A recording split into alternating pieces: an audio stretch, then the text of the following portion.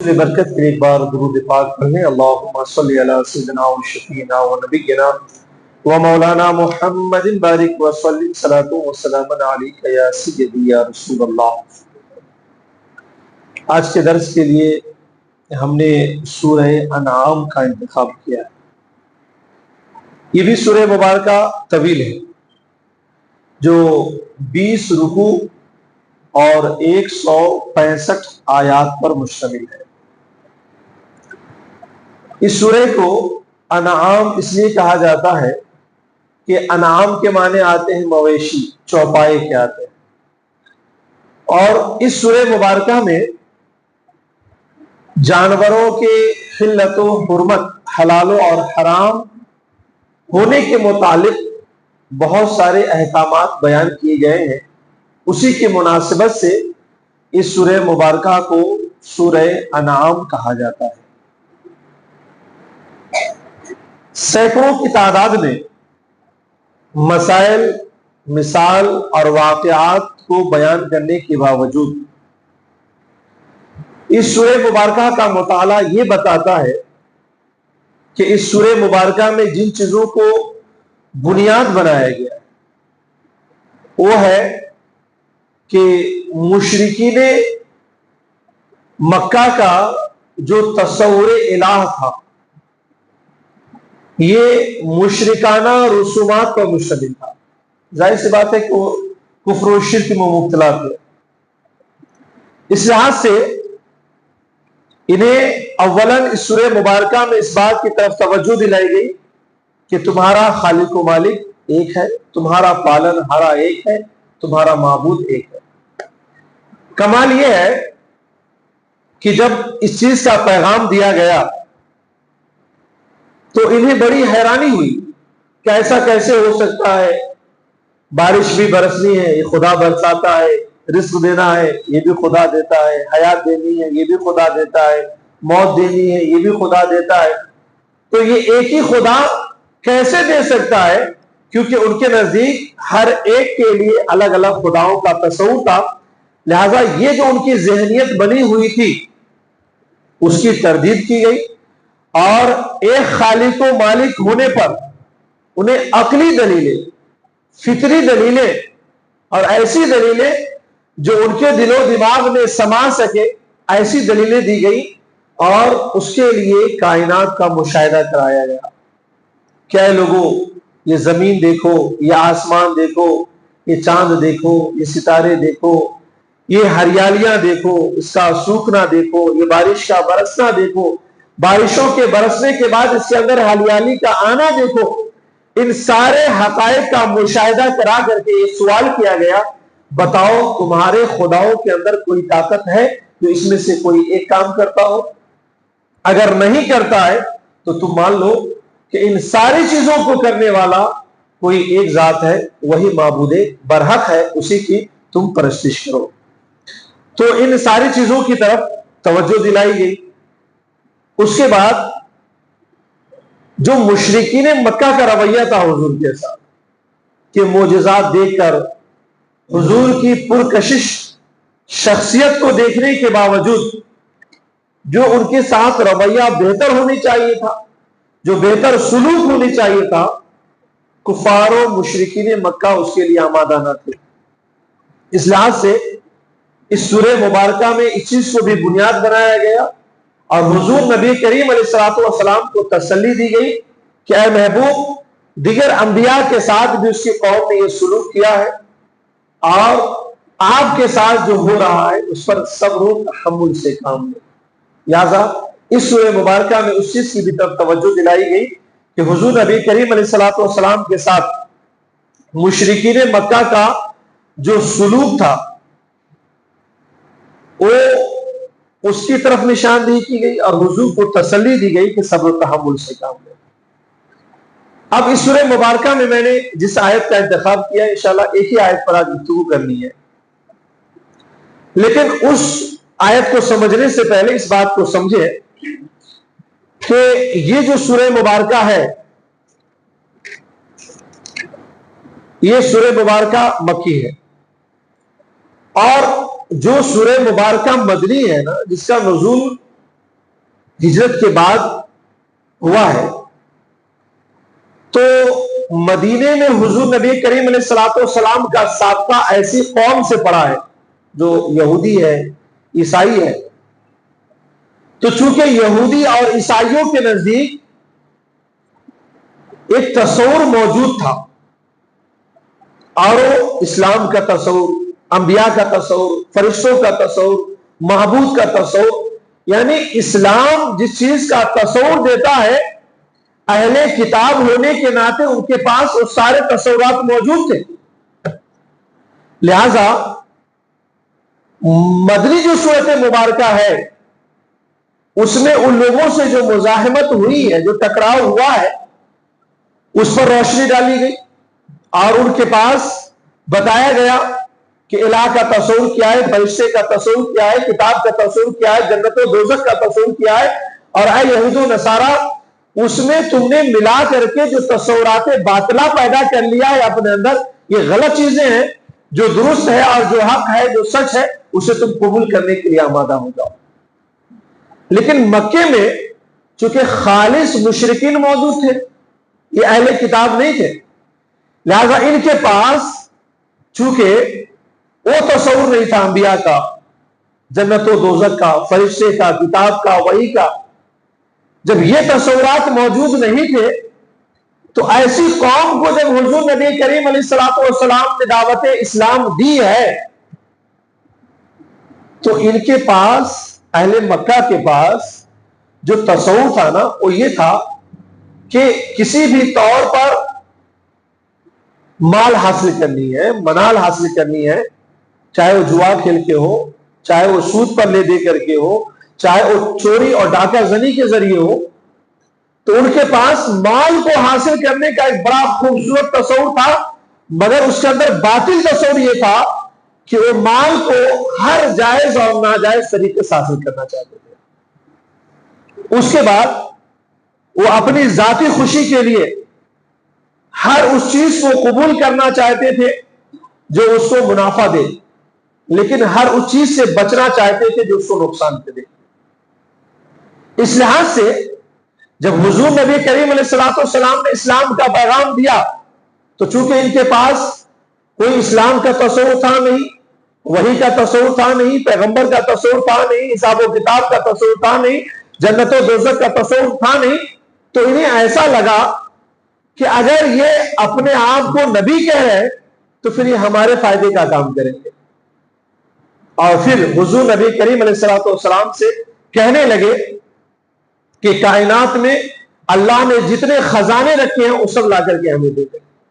جو مال و منال رکھے ہیں وہ سب لا کر کے ہمارے قدموں میں بچھا دیں، ہم آپ کو پیغمبر مان لیں گے، ہم آپ کو نبی مان لیں گے. اور اگر ایسا کر کے نہیں دیتے ہیں تو پھر آپ کو نبی اور پیغمبر ماننے میں ہمارا کیا فائدہ ہے. یہ تصور جو تھا ان کے پاس. اب ان کے پاس ایک یہ بھی تصور تھا کہ ہر نفع بخش چیز کو حاصل کیا جائے اور ہر وہ چیز جو نقصان پہنچائے، ضرر پہنچائے، اس سے اپنے آپ کو بچایا جائے. لہٰذا یہ حضور سے گزارش کرتے تھے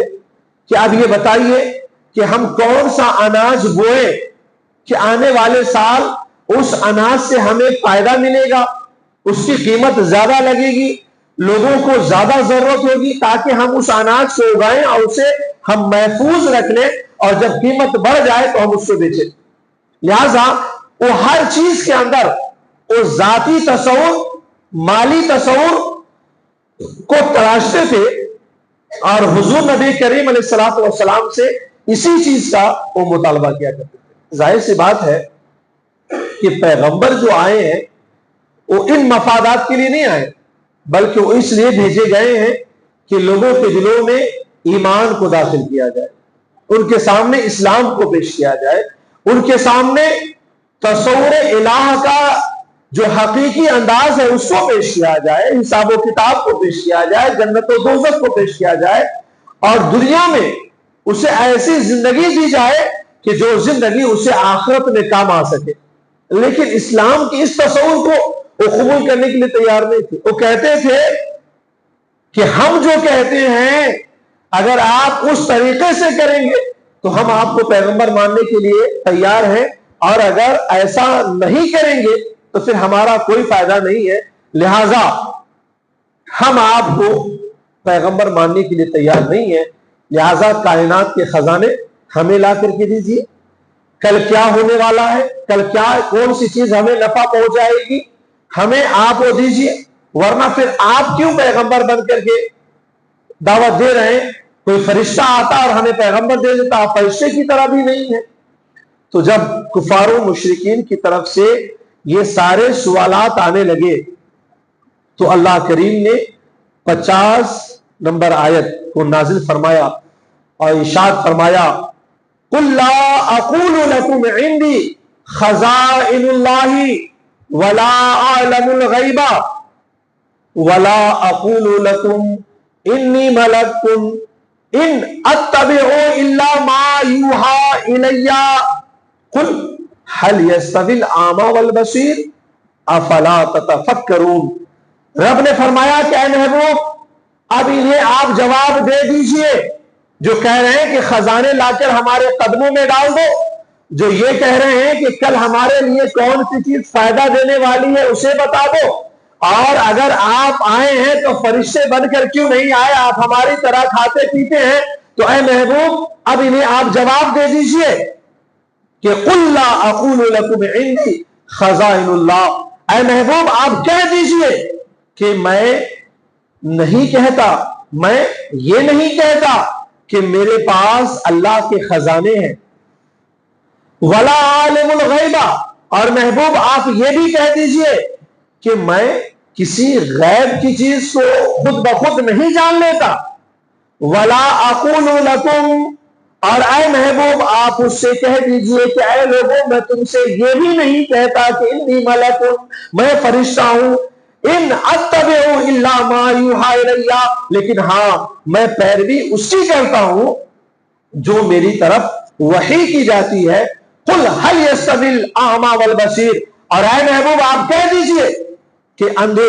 اور دیکھنے والے برابر نہیں ہو سکتے ہیں. افلا تتفکرون, تو کیا تم لوگ غور و فکر نہیں کرتے ہو؟ اب دیکھیں یہ جو آیت نازل کی گئی نا, صرف یہ بتانے کے لیے کہ اے محبوب لوگوں میں اعلان کر دیجئے کہ تم جو مانگ رہے ہو نا, میں نے تو یہ کہا ہے کہ میں نبی ہوں, میں نے تو یہ کہا ہے کہ رسول ہوں. لہذا تم مجھ سے وہ سوال کرو, مجھ سے وہ مطالبہ کرو جو تقاضا رسول ہونے کا ہے, جو تقاضا نبی ہونے کا ہے. اور جو تم مجھ سے مطالبہ کر رہے ہو, جو تم مجھ سے سوال کر رہے ہو, یہ تقاضا اس چیز کا نہیں ہے, یہ تقاضا اس بات کا نہیں ہے. لہذا اے محبوب ان سے آپ کہہ دیجئے کہ تم جو خزانے مانگ رہے ہو, تو میں نے کب دعویٰ کیا ہے کہ میرے پاس اللہ کے خزانے ہیں؟ اگر میں دعویٰ کرتا تو تم مجھ سے دلیل مانگتے. تم جو یہ کہہ رہے ہو کہ کل پرسوں کی باتیں بتا دیجئے, تو میں نے کب دعویٰ کیا ہے کہ میرے پاس ساری چیزوں کا علم ہے؟ تم جو کہتے ہو کہ فرشتے آتے, تو میں نے دعویٰ کب کیا ہے کہ میں فرشتہ ہوں؟ لہذا اس آیت مبارکہ میں یہ بتانا مقصود نہیں ہے کہ اللہ نے مجھے خزانے نہیں دیے ہیں, یہ بتانا نہیں ہے کہ اللہ نے مجھے غیب کا علم نہیں دیا ہے, بلکہ بتانا یہ ہے کہ اے لوگوں میں نے اس کا دعویٰ ہی نہیں کیا ہے, دعویٰ کی نفی کرنی ہے. اب یہاں پر تھوڑی سی ایک بات بتا دوں کہ جو لوگ اس آیت کو کہتے ہیں نا کہ اللہ کے نبی کو کوئی اختیار نہیں ہے, اللہ کے نبی کے پاس کوئی خزانے نہیں ہے, اور جو لوگ یہ کہتے ہیں نا کہ اللہ کے نبی کو غیب کا علم نہیں, دیکھو قرآن کہہ رہا ہے کہ لا اعلم الغیب, میں غیب کو نہیں جانتا. لہذا اس آیت سے جو لوگ اللہ کے رسول کے صاحب اختیار ہونے کا انکار کرتے ہیں, اور جو لوگ حضور کے علم غیب کی نفی کرتے ہیں اس آیت سے, تو تھوڑا سا اس پہ سن لیں. ایک بات یاد رکھ لیجئے کہ سچائی یہ ہے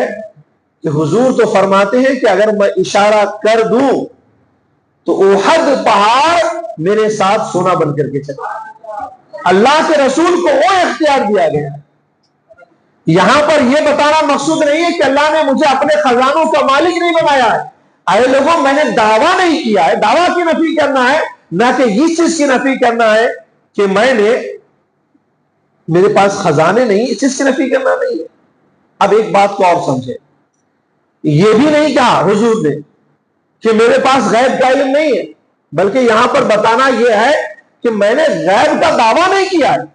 ورنہ تو دوسری آیتوں کا پھر کیا جواب دیں گے؟ جس آیت میں کہا گیا کہ عالم الغیبی فلا یظہر علی غیبہ احدا